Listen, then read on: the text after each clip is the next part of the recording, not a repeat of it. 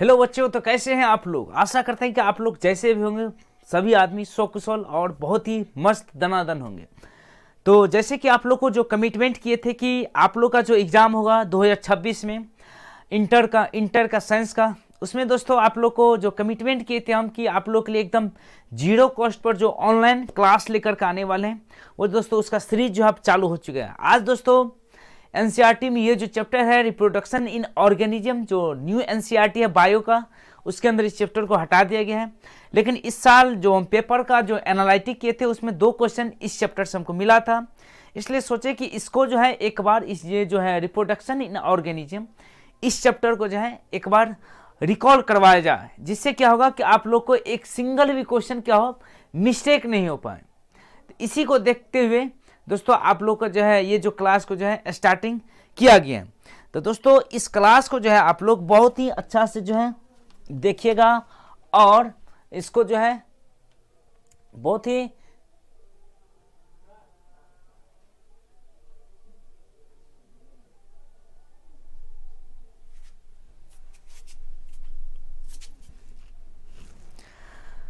तो चलिए दोस्तों इस क्लास को जो है आप लोग बहुत ही ओरिएंटेशन पूर्वक देखिएगा, जिससे आपको एक भी क्वेश्चन यहाँ से मिस नहीं हो पाएगा और हर एक कंसेप्ट को जो है यहाँ पर समझते हुए चलेंगे, जिससे क्या होगा कि आपका एक सिंगल भी क्वेश्चन यहाँ से बाय मिस नहीं हो।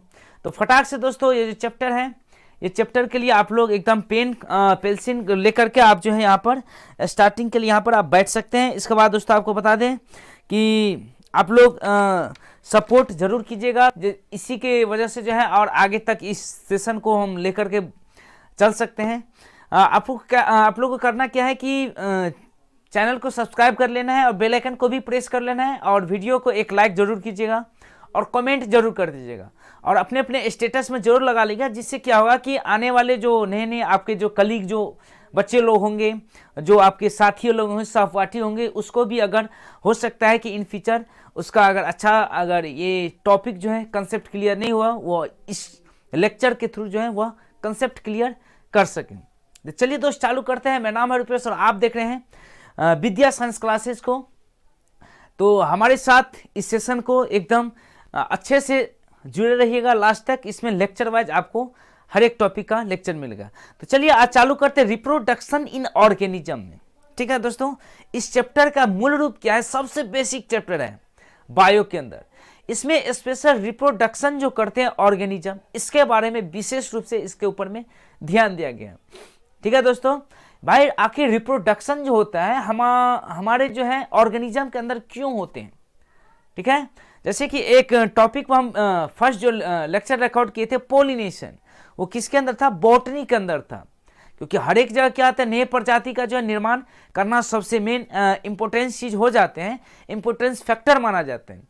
उसी तरीका के जैसे बॉटनी के अंदर था, उसी तरह का जूलॉजी के अंदर क्या है, रिप्रोडक्शन। बॉटनी के अंदर पोलिनेशन करना पड़ता था, ये सेम प्रोसेस इसके अंदर होता है। इसी को दोस्तों आज विशेष रूप से चालू करते हैं। चलिए चलते हैं अगले स्लाइड पर। इसमें दोस्तों बहुत सारे मिथ ये रहते हैं बहुत सारे लोगों के मन में कि जितना भी ऑर्गेनिज्म हमारे धरती पर उपस्थित होते हैं, चाहे वो छोटा हो चाहे वो बड़ा हो, जो ऑर्गेनिज्म का हाइट अगर ज्यादा होगा उसका लाइफ स्पान क्या होता है, बहुत ही ज्यादा। लाइफ स्पान का मतलब हुआ इसका जीवन चक्र। ठीक है दोस्तों, मृत्यु का जो चक्र होता है वो बहुत ही ज्यादा रहता है। जो आदमी जैसे कि हम लोग 5 फुट 6 इंची 7 इंची होता है, तो उसका उसी अनुकूल से इसका लाइफ स्पान को निर्धारित किया जाएगा। और जो पक्षी सब जो है वो छोटा होता है उसका कम होगा।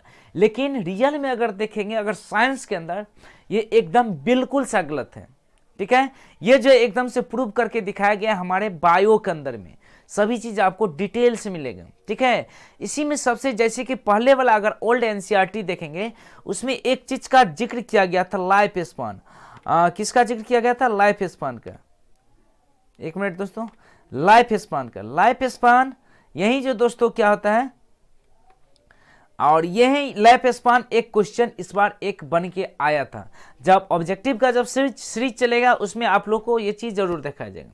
तो यही लाइफ स्पान से दोस्तों क्वेश्चन आया था कि period from birth to the natural death, उसको हम क्या बोलेंगे। ठीक है, लाइफ स्पान का मतलब हो गया कि जब आप जन्म लेते हैं, जब मतलब कि कोई भी ऑर्गेनिज्म का जब जन्म होता है, जन्म से लेकर जब मृत्यु दर होते हैं, उसके बीच के जो ड्यूरेशन होते हैं उसी को हम क्या बोलेंगे, लाइफ स्पान बोलते हैं। ठीक है, किसी भी ऑर्गेनिज्म के लिए जो ये डिस्टेंस होते हैं जन्म से लेकर के मृत्यु के बीच में, चाहे वो किसी का 5 ईयर्स ही क्यों नहीं हो, ठीक है, मान के चलिए 5 साल पहले किसी बॉर्न बेबी का जन्म हुआ था और 6वां साल में जाकर के अचानक से उसका अचानक ऑन द स्पॉट डेथ हो जाता है। ठीक है, तो उसका लाइफ स्पान कितना देर हुआ ये एक्चुअल में नहीं होता है। समझ गए दोस्तों, उसका जो एक्चुअल में सभी चीज जो है आर्टिफिशियल तरीका से उसको निर्धारित किया गया है उसको क्या बोलते हैं, लाइफ स्पान बोलते हैं। ठीक है, हर पूरा वर्ल्ड के अंदर जो साइंटिफिक वैल्यू है उसको ही डिनोट किया जाता है। इसको आगे चलकर हम बताएंगे कि किसका जो है लाइफ स्पान कितना दिन तक है और किसका कितना ईयर तक है। सबसे पहले एज ए डिफिनेशन हम लाइफ स्पान को समझ लेते हैं। सबसे पहले आपको हम अपना पेन टूल सेलेक्ट करते हैं। जैसे लाइफ स्पान एक्चुअल में हम किसको बोलेंगे, चलिए यहाँ पर देखिए दिया गया है, the period from birth to the natural death, मतलब जब आप जन्म लेते हैं वहां से लेकर के पूरे उसके लाइफ का जो जर्नी होता है उसको हम क्या बोलते हैं, लाइफ स्पान करते हैं। ठीक है, मतलब कि जब जन्म लेते हैं जब तक मरते हैं उसी को हम क्या बोलते हैं, उसके बीच के ड्यूरेशन को क्या बोलेंगे हम, लाइफ स्पान बोलते हैं। यहाँ पर दोस्तों देख सकते हैं यही एनसीईआरटी की लाइन इस बार जो आपके बोर्ड के एग्जाम में आ चुकी थी। ठीक है, चलिए इसके बाद आगे चलते हैं। Life span of an organism में be few minutes to several thousands years, मतलब जैसे कि आपको जब लेक्चर स्टार्टिंग हुआ था उस टाइम आपको क्या बताया, ठीक है, बहुत सारे लोगों के मन में ये मिथ है कि लाइफ स्पान जो है किसी भी ऑर्गेनिज्म का डिसाइड जो है इसके माध्यम से नहीं कर सकते हैं कि कोई भी ऑर्गेनिज्म छोटा है तो उसका लाइफ स्पान छोटा होगा, कोई ऑर्गेनिज्म बड़ा है तो उसका लाइफ स्पान ज्यादा होगा। आप एग्जांपल में एक बायोलॉजी के अंदर सबसे मोस्ट एग्जांपल अगर देखने को मिलेगा वह है पैरोट का। उसका अगर लाइफ स्पान अगर आप देखेंगे तो उसका लाइफ स्पान कितना है, 140 ईयर, कितना है, 140 साल दिया गया है। लेकिन वहीं पर जैसे कि अगर देखा जाए ह्यूमंस का तो उसमें एग्जैक्ट वैल्यू तो नहीं होता लेकिन उसका 65 टू लेकर के 70 के एवरेज में उसका दिया रहता है। ठीक है, तो ये चीज होता है उसका लाइफ स्पान, क्योंकि आदमी की अपेक्षा में एक पैरोट जो होता है वो कितना बहुत ही छोटा होता है। ठीक है, तब पर भी उसका जो है ह्यूमंस का जो लाइफ स्पान है उससे ज्यादा किसका होता है, पैरोट का होता है। ये चीज दोस्तों आप लोग समझिएगा, तो इसी को बोलते हैं लाइफ स्पान। ठीक है दोस्तों, चलिए आगे चलते हैं। यहाँ पर कुछ आपको डायग्राम के थ्रू इसके अंदर जो है बताया गया है। चलिए अगले स्लाइड पे चलते हैं। लाइफ स्पान कोई भी जीव ऑर्गेनिज्म का है, क्या क्या उसको डिसाइड किया गया उसको जो है थोड़ा आप देख लीजिए। ठीक है, जो कि आप लोग के बहुत ही इंपॉर्टेंस होगा और आप जो यहाँ पर साइड हो जाते हैं इसको थोड़ा आप लोग नोट कर लीजिएगा कॉपी पर, और इसी से जो है आप लोग को ऑप्शन नीट में भी क्वेश्चन पूछा जाता है और आपके बोर्ड जो एग्जाम होगा उसमें भी आपको इससे क्वेश्चन बन सकते हैं। लाइफ स्पान जो यहाँ पर दिया गया है, लाइफ स्पान जो है कुछ ऑर्गेनिज्म यहाँ पर दिया गया, जैसे कुछ माइक्रो ऑर्गेनिज्म है उसका कितना रहता है, कुछ मिनट से लेकर के कुछ आवर तक रहता है। ठीक है, जैसे मे फ्लाई जो होता है उसका कितना होता है, 1 दिन होता है। ठीक है, सिकाडा एक ऑर्गेनिज्म है उसका कितना है, 1 डे रहता है। बटरफ्लाई का अगर बात किया जाए तो बटरफ्लाई का कितना रहता है, 1 से 2 वीक रहता है, ये एनसीईआरटी में भी दिया गया है। फ्रूट फ्लाई का अगर बात किया जाए तो कितना होता है, 1 मंथ होता है। इसमें दोस्तों जितना भी दिया गया सभी साइंटिफिक वैल्यू इसको अच्छा से इसको देखिएगा। ठीक है, ये सभी जो है एनसीईआरटी का क्वेश्चन। राइस प्लांट के कितना होता है, 4 मंथ होता है, राइस प्लांट का कितना होगा, 4 मंथ होगा। वहीं अगर वेट प्लांट के बारे में बात किया जाए तो कितना होता है, लगभग 5 मंथ होता है। ठीक, रेट अगर चूहा का अगर देखा जाए लाइफ स्पान कितना होता है, मैक्सिमम तो 4 साल। कोई भी चूहा कितना दिन तक मैक्सिमम जी सकते हैं, वह है 4 साल तक। वहीं अगर रोज या बस को देखेंगे तो कितना होता है, 10 ईयर होता है। रैबिट का अगर देखा जाए तो कितना होता है, 13 ईयर होता है। ठीक, इसके बाद अगर कौवा का देखा जाए तो क्या होता है, 15 साल होते हैं। गांव घर में दोस्तों आप लोग को अगर दादी नानी सब जो तो वो कहानी सुनाते हैं कि जब गांव घर में क्या होता है कि गेहूं का सिंचाई होता है उस समय क्या होता है कि कौवे सब जो होता है, क्रो सब जो तो वो पानी के अंदर सींचने आते हैं, मतलब पानी पीने आते हैं। ठीक है, तो उस टाइम जो हम लोग को भी सुनाया गया था कि कौवा जो है अमृत पिए वो कभी मरते नहीं है। ठीक है, इस तरह का जो है कहानी सभी को जो है बताया गया है, लेकिन एक्चुअल में ऐसा नहीं है। बायोलॉजिकल अगर साइंटिफिक इफेक्ट देखा जाए तो उसका जो है मैक्सिमम 15 ईयर ही उसका लाइफ स्पान रहता है, ठीक है। ऐसा होता है, जो बोलते हैं कि कौवे जो है या क्रो जो है उसका जो है लाइफ स्पान एकदम फिक्स हो चुका, वो कभी मरते नहीं है, वो अमृत पिए, एकदम सरासर गलत है। किसके नज़र में? तो साइंस के नज़र में, ठीक है। इसके बाद चलिए आगे चलते हैं। कौ को देखा जाए तो कितना होता है इसका 25 ईयर्स होता है। बनाना ट्री का अगर देखा जाए तो कितना होता है 25 ईयर्स होते हैं। वहीं मंकीज का अगर देखा जाए तो कितना होता है 26 ईयर होता है। डॉग का देखा जाए तो कितना है 25 ईयर होता है, ठीक। वहीं इसी तरीका का अगर कैट में अगर देखें तो कितना होता है 35 से लेकर के 40 ईयर। कितना होता है 35 से लेकर के 40 ईयर। वेल मछली का अगर देखा जाए, फिश को देखेंगे तो कितना होता है 37 ईयर तक होता है। हॉर्स का अगर देखा जाए तो कितना होता है 50 ईयर्स। वहीं क्रोकोडाइल को अगर देखेंगे तो कितना ईयर्स का रहता है 60 ईयर्स का रहता है। वहीं एलिफेंट को अगर देखा जाए तो कितना रहता है ईयर्स रहता है 60 to 75 ईयर्स रहते हैं। वहीं अगर ईगल का देखा जाए तो कितना रहता है इसका 90 ईयर्स रहता है। मैन का अगर देखा जाए तो कितना रहता है 100 ईयर रहते हैं। वहीं अगर पैरोट मतलब तोता का अगर देखा जाए कितना बोले थे शुरू में, बोलते 140 साल होता है। बहुत ही छोटा पैक बड़ा धमाका ये चीज काम करते हैं। टॉर्टोइस का अगर देखा जाए तो कितना होता है 100 से 150 साल होता है। वहीं अगर बनियन ट्री का देखा जाए तो क्या इतना 200 से 300 साल होते हैं, ठीक, ऐसा रहते हैं।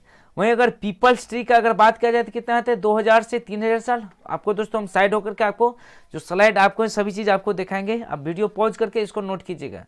सेकोया का अगर देखा जाए तो वो कितना होता है 3000 से लेकर के 4000 साल तक होते हैं। सेकोया मतलब रेड वुड ट्री, ठीक है। जैसे कि पुष्पा जो सिनेमा आया था पुष्पा द राइजर, उसके अंदर लाल चंदन जिसको बोलते थे ना, इसी का क्या होता है सिकोया बोलते हैं। लरिया एडिशनेरिया ओल्डेस्ट प्लांट फंड कहाँ होता है? हमेशा यूएसए के अंदर कैलिफोर्निया में पाए जाते हैं, ठीक है। उसका अगर देखा जाए 11300 साल, कितना है 11300 साल इसका लाइफ स्पान होता है। सबसे ज्यादा इसी का रहता है, ओल्डेस्ट प्लांट होते हैं। आप दोस्तों साइड हो जाते हैं, इसको आप वीडियो को पॉज करके जरूर से इसको नोट कर लीजिएगा, ठीक है दोस्तों। तो ये जो है कुछ लाइफ स्पान है जो कि आपको चार्ट पेपर पीपीटी के थ्रू आप लोग को दिखाया गया, जिसमें इसके थ्रू जो आप लोग के एग्जाम में क्वेश्चन बन सकते हैं, ठीक है। इसके बाद चलिए आगे चलते हैं। सबसे पहले देखते हैं कि ये जो लाइफ स्पान है उसके अंदर कुछ फेजेज आते हैं, ठीक है। कि मतलब किस किस फेज में जाकर के जो है आदमी जो है वह ग्रो कर सकते हैं, ठीक है। इसको थोड़ा अच्छा से इसको देखेंगे। फेज भी दोस्तों आपको 4 प्रकार के फेज आते हैं, ठीक है। मतलब कि जब जन्म लेते हैं उसका फेज अलग होता है, जब आप बड़े होते हैं उसका फेज अलग होता है, जब आप एडोलेसेंस फेज में जाते हैं मतलब जब आपका दाढ़ी मूछें निकलने लगते हैं उस फेज को अलग बोलते हैं, जब आपको डेथ होते हैं तब जो है उसका फेज अलग होता है, ठीक है। तो कितना टोटल लाइफ स्पान का अगर प्रोसेस अगर देखा जाए लाइफ फेज ऑफ लाइफ का अगर देखा जाए तो कितना आता है टोटल 4 फेज में होते हैं। फर्स्ट फेज को क्या बोलते हैं जुवेनाइल फेज, या इसको क्या बोलते हैं वेजिटेटिव फेज। जुवेनाइल फेज या वेजिटेटिव फेज, जुवेनाइल फेज हम लोग का ऑर्गेनिज्म के अंदर में होता था, एनिमल्स बीइंग, ठीक है। वहीं वेजिटेटिव फेज हमको बोटनी के अंदर देखा गया था। बोटनी में कहाँ पर? जब रनर, राइजोम, शक्कर, ट्यूबर ये सब का जब बात हुआ था उसके अंदर किया था वेजिटेटिव फेज। आपको आगे भी आपको बताएंगे, ठीक है। वहीं अगर रिप्रोडक्टिव फेज का बात किया जाए जिसके अंदर रिप्रोडक्शन होगा, ठीक है। कोई भी ऑर्गेनिज्म अगले प्रजाति को जब निर्धारित करेगा उसी को क्या बोलते हैं रिप्रोडक्टिव फेज। फ्लावर्स के अंदर भी होते हैं और एनिमल्स के अंदर भी, ठीक है। एक होता है, इसके बाद होते हैं एग्नी या सेनेसेंस फेज, ठीक है। इसी का दूसरा नाम क्या है डेथ फेज, ठीक है।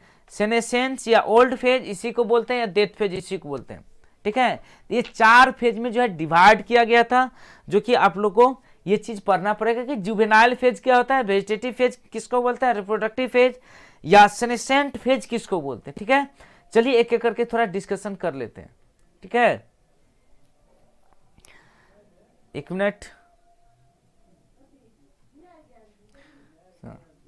चलिए दोस्तों, जुवेनाइल फेज दोस्तों जब जो है बच्चे का जन्म होता है उसी फेज को हम क्या बोलते हैं जुवेनाइल फेज करते हैं, और एडोलेसेंस कंडीशन तक जाते हैं, मतलब बालिया अवस्था से हट करके आपको यौवना अवस्था तक प्रवेश करते हैं, उसको क्या बोलते हैं जुवेनाइल या वेजिटेटिव फेज करते हैं। रिप्रोडक्टिव फेज यह वह टाइम होता है जिस टाइम क्या होता है रिप्रोडक्शन का प्रक्रिया होता है, ठीक है, मेल बॉडी फीमेल बॉडी के साथ अट्रैक्शन थोड़ा होता है, और या फीमेल बॉडी मेल बॉडी के साथ अट्रैक्शन थोड़ा ज्यादा प्रभावित होता है, उसी को क्या बोलते हैं, रिप्रोडक्टिव फेज कहते हैं। वहीं अगर सेनेसेंस या ओल्ड फेज किसको बोलते हैं, जब आदमी मृत्यु दर तक चलने लगते हैं, उसी को क्या बोलते हैं, डेथ या सेनेसेंस फेज कहते हैं। ठीक है, आपको एनसीईआरटी में, ओल्ड एनसीईआरटी में इसका फिगर भी दिया गया था।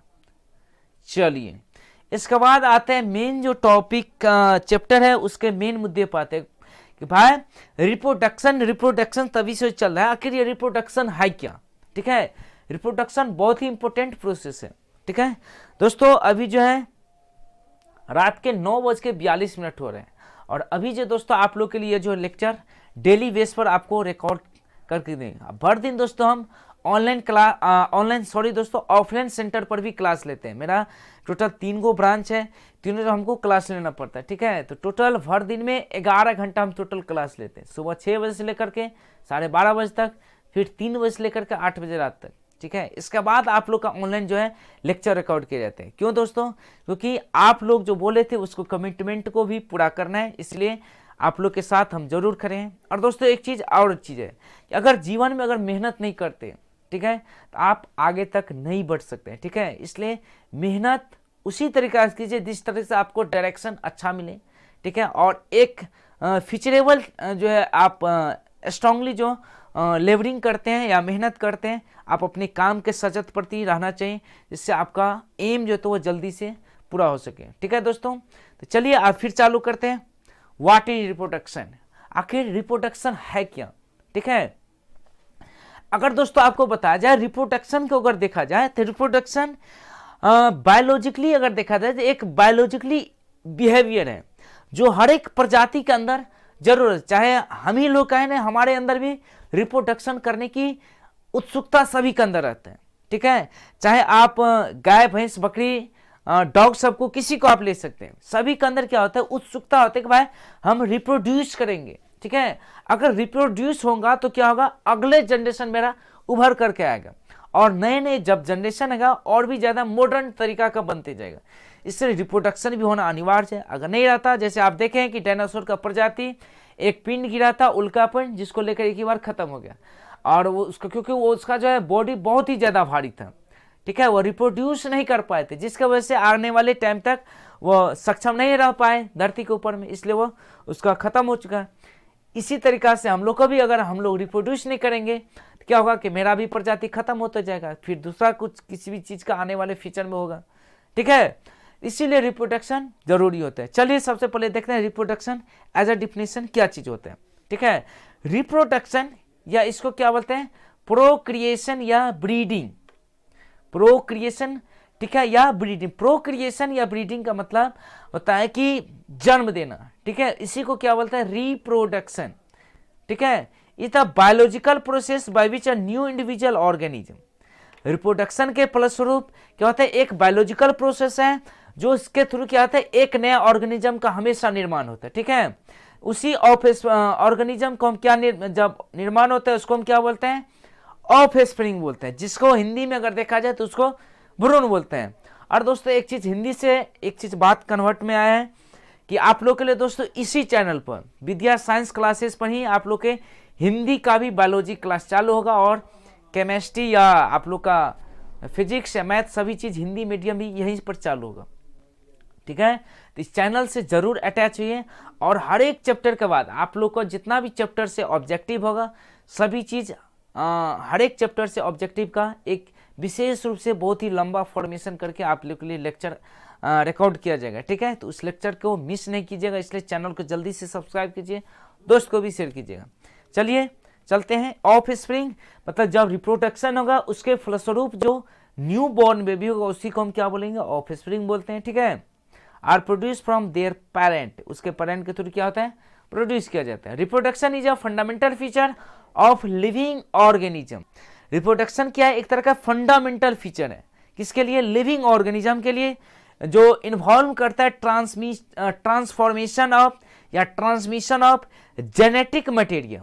क्या चीज, जो वन जनरेशन से क्या होता है नेक्स्ट जनरेशन में क्या होता है, जेनेटिक मटेरियल का ट्रांसफर होते हैं। ठीक है, कभी कल आप देखे होंगे कि जितना कुछ कुछ जो है बिहेवियर अपने माता पिता से सभी आदमी को क्या होता है करेक्टर मिलते जुलता रहता है। ठीक है, उसी को क्या होता है रिप्रोडक्शन के फलस्वरूप ही रहते हैं। From one generation to next generation लिखा हुआ भी है, मतलब एक जनरेशन से नेक्स्ट जनरेशन में उसका कुछ जेनेटिक करेक्टर जाता है। The survival of a species over long period of time, इसी के कारण क्या होता है कि स्पीसीज का सर्वाइवल क्या होता है लंबे समय तक रह जाता है। ठीक है, इसी जेनेटिक की वजह से। ठीक, ये चीज होता है रिप्रोडक्शन। इसके बाद चलिए आगे चलते हैं। अगर रिप्रोडक्शन के अगर प्रकार के बारे में बात की जाए, क्या चीज रिप्रोडक्शन भैया अगर पढ़ रहे हैं तो रिप्रोडक्शन भी पता होना चाहिए कि कितने टाइप के जो है रिप्रोडक्शन होते हैं। एक मिनट, चलिए रिप्रोडक्शन का अगर टाइप देखा जाए तो दोस्तों आपको बता दें रिप्रोडक्शन मुख्य रूप से दो प्रकार के होते हैं। कौन सा होता है, एक होता है एसेक्सुअल रिप्रोडक्शन, एक होता है सेक्सुअल रिप्रोडक्शन। यही दो प्रोसेस होते हैं। चलिए थोड़ा थोड़ा सबसे पहले इसको समझते हैं, एसेक्सुअल रिप्रोडक्शन क्या होता है, सेक्सुअल रिप्रोडक्शन क्या होता है। अगर एग्जाम में हमको दोनों में डिफरेंस अगर पूछ दिया जाए तो हम क्या चीज लिखेंगे। चलिए, एसेक्सुअल रिप्रोडक्शन में दोस्तों एक सिंगल पेरेंट का क्या होता है भाग लिया जाता है। ठीक है, इसके थ्रू अगर कोई भी अगर नया ऑफस्प्रिंग बोलता है तो हमेशा पेरेंट कॉपी के समान होते हैं। मान के चलिए पेरेंट कॉपी का मतलब क्या होता है, चाहे दोस्तों यहां पर मान के चलिए हमारे पास ये क्या है, ये हमारे पास एप्पल्स का क्या है बर्ड्स है। ठीक है, इसका सेम हमारे पास दो एप्पल्स का बर्ड है। तो ये मान के चलिए अगर सेक्सुअल रिप्रोडक्शन करेगा तो सेम इसी के थ्रू देख सकते हैं दोस्तों, सेम एग्जैक्ट कॉपी है, सेम इसी का फॉर्मेशन बनाएगा, उसी को हम क्या बोलेंगे एसेक्सुअल रिप्रोडक्शन। इसमें कोई भी जेनेटिक कॉम्बिनेशन कुछ भी चेंज नहीं होगा। जैसे देखिए इसका भी एप्पल बर्ड्स में सेम टू सेम रहेगा। इसी तरीका के क्या होता है कि सेम टू फॉर्मेशन देखो इसका भी है। मतलब जब एसेक्सुअल रिप्रोडक्शन होता है तब क्या होता है कि इसमें कोई भी पार्ट जो होता है उसका चेंज नहीं होता है, मतलब आइडेंटिकल होता है सेम। यहां तक कि एनसीईआरटी में लिखा गया जीरोक्स कॉपी के समान होते हैं। ठीक है, उसी को हम क्या बोलते हैं एसेक्सुअल रिप्रोडक्शन। उसके अंदर क्या होता है एक वर्ड को इनबिल्ट किया गया है जिसको बोलते थे कोलोन, मतलब जिसके अंदर जेनेटिकली और मॉर्फोलॉजिकली दोनों सिमिलर होगा। ठीक है, उसी को क्या बोलते हैं एसेक्सुअल रिप्रोडक्शन बोलते थे। ठीक है, रिप्रोडक्शन समझ गए। इसके बाद एसेक्सुअल रिप्रोडक्शन। अब चलिए चलते हैं सेक्सुअल रिप्रोडक्शन की तरफ। सेक्सुअल रिप्रोडक्शन का मतलब जब सेक्स के थ्रू क्या होता है रिप्रोडक्शन होते हैं। ठीक है, मतलब इसमें कम से कम दो इंडिविजुअल का जरूरत पड़ेगा, एक मेल को और एक फीमेल को। जब मेल और फीमेल बॉडी एक दूसरे के साथ कॉपुलेशन के थ्रू रिप्रोडक्शन करेगा उसी को हम क्या बोलते हैं सेक्सुअल रिप्रोडक्शन बोलते हैं। ठीक है, इसके थ्रू जो ऑफस्प्रिंग बनेगा उसका क्या होता है वैरायटी क्या होता है चेंज हो जाता है। जैसे कि हम लोग देखिए हम अपने माता पिता के समान नहीं है, ये चीज होता है। चलिए यहां तक आप लोग समझ गए। अब चलते हैं मेन हेडिंग की तरफ। सेक्सुअल रिप्रोडक्शन भैया आखिर क्या चीज होते हैं, चलिए एसेक्सुअल रिप्रोडक्शन को देखते हैं। चलिए भैया एसेक्सुअल रिप्रोडक्शन तभी से चला है भाई। एसेक्सुअल रिप्रोडक्शन का मतलब आखिर क्या होता है। एसेक्सुअल रिप्रोडक्शन क्या होता है एक तरह का रिप्रोडक्शन होता है जिसमें क्या होता है इन्वॉल्व होता है फ्यूजन ऑफ गेमेट्स। मतलब इसमें गेमेट्स हमेशा क्या करता है फ्यूज करते हैं, ना कि डायरेक्ट टू डायरेक्ट क्या आता है फ्यूज करके फर्टिलाइज करते हैं।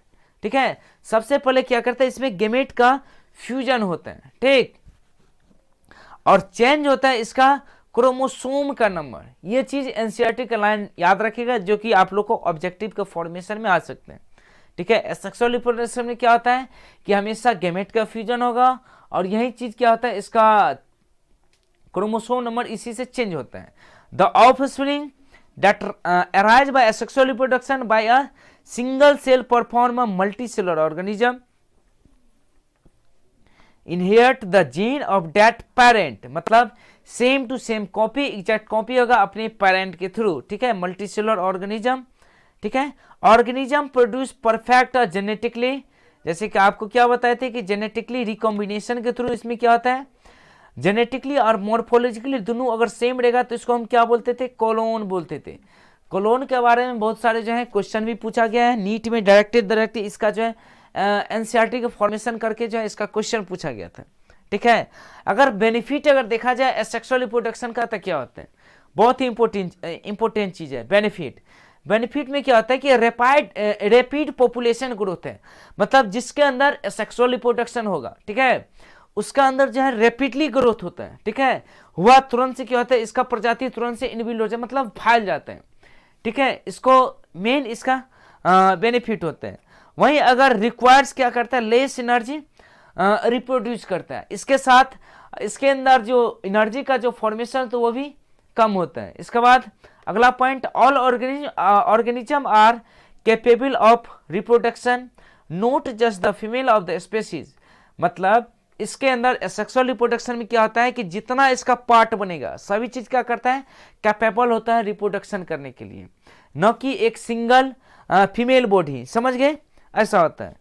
वहीं अगर अगला पॉइंट को देखा जाए, इसमें लिखा है कि one organism can make a whole population, एक ऑर्गेनिज्म पूरे होल पॉपुलेशन बनाने की क्षमता रखते हैं, ठीक, less likely to become extinct, और इसमें बहुत ही कम चांस होते हैं किसका, कि दूसरे जीव जो है इसके साथ कॉपुलेशन कर पाए, ऐसा इसका जो है बहुत ही कम चांस होते हैं, ये चीज होते हैं। इसके बाद आगे अगर चला जाए, अगर सेक्सुअल रिप्रोडक्शन का मोड देखा जाए तो बहुत ही टाइप से होता है, ठीक, इसमें पहला देखते हैं कौन सा होता है सेक्सुअल, किसका देख रहे हैं, मोड देख रहे हैं। इसमें पहला है फीजन, कौन सा है, पहला फीजन है, सबसे पहले पेन चेंज करने दीजिए, पहला कौन सी है, फीजन। इसका एग्जाम्पल अगर देखेंगे आप लोग को, अगर दिखाई देता है, इसका क्या है, अमीबा, अमीबा के थ्रू क्या होता है, फीजन होता है, ठीक है। इसमें क्या होता है, दो टाइप का होता है, एक होता है बाइनरी फिजन, एक होता है multiple fission. Binary fission amoeba के अंदर होता है, मल्टी फिजन प्लाज्मोडियम के अंदर होता है, ठीक है। वहीं अगर बडिंग देखा जाए सेकंड में तो कैसा होता है, हाइड्रा और साइकोन के अंदर क्या होता है, साइकोन जो कि पोरिफेरा का एग्जाम्पल होता है, उसके अंदर क्या होता है, बडिंग होता है। बडिंग भी दो टाइप का होता है, एक एक्सटर्नल होता है, एक इंटरनल होता है, ठीक है। एक्सटर्नल अगर देखा जाए तो हाइड्रा के अंदर होता है, इंटरनल साइकोन के पास देखा जाता है। सेक्सुअल रिप्रोडक्शन में क्या होता है, रीजनरेशन कैपेसिटी होता है। सभी दोस्तों आपको पॉइंट आगे एकदम डिटेल्स करके समझेंगे। सबसे पहले पार्ट समझ लेते हैं कैसा कैसा इसमें मोड होता है, किस किस तरीका से जो है इसमें सेक्सुअल रिप्रोडक्शन हो सकते हैं। रीजनरेशन मतलब पुनः प्रवृत्ति होता है बनाने का, जिसको प्लानेरिया में सबसे हाई रीजनरेशन कैपेसिटी होता है। फ्रैगमेंटेशन अगर देखा जाए तो किसके अंदर होता है, स्पाइरोगोरा के, जितना पार्ट टूटेगा उतना नया नया प्रजाति बनेगा। एस्पोरुलेशन मतलब छोटे छोटे स्पोर के थ्रू क्या करेगा, अपना नया प्रजाति बनाएगा, जिसको राइजोपस के अंदर होते हैं। वहीं अगर वेजिटेटिव प्रोपेगेशन देखा जाए, जो क्या होता है, हम जो सब्जी सब उगाते हैं उसके अंदर होता है, जो कि एकदम से बोटनी के अंदर चला जाता है।